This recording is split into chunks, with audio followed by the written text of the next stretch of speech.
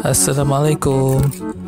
Hari ini saya nak masak Maggi goreng perisa sambal tumis ikan bilis. Maggi ni merupakan menu perisa baru.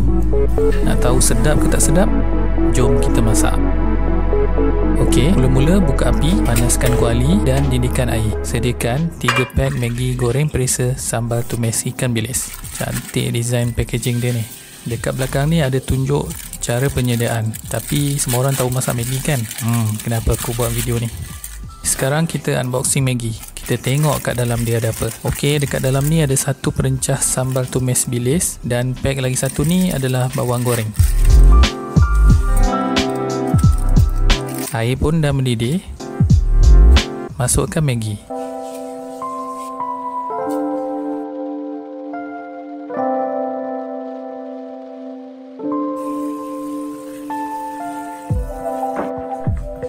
Lebih kurang seminit macam tu dah boleh angkat dan toskan.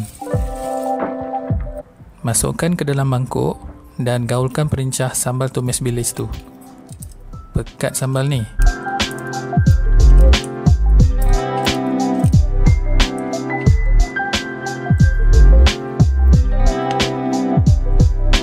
Sekarang ni nak tambah rencah dia. Bolehlah celur cendawan enoki ni dengan sawi pocoy. Panaskan minyak masak dan goreng sebiji telur. Okey, bolehlah buat hiasan atas Maggi tu.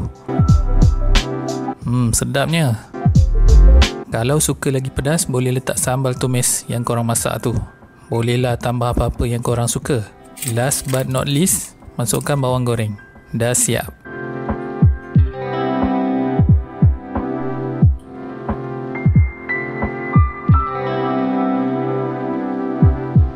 Masa untuk kita cuba.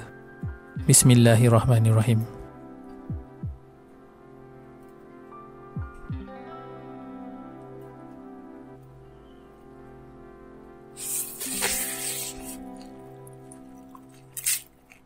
Sedap betul. Korang kena cuba ni. Jangan lupa like, komen dan share. Jangan lupa subscribe. Terima kasih.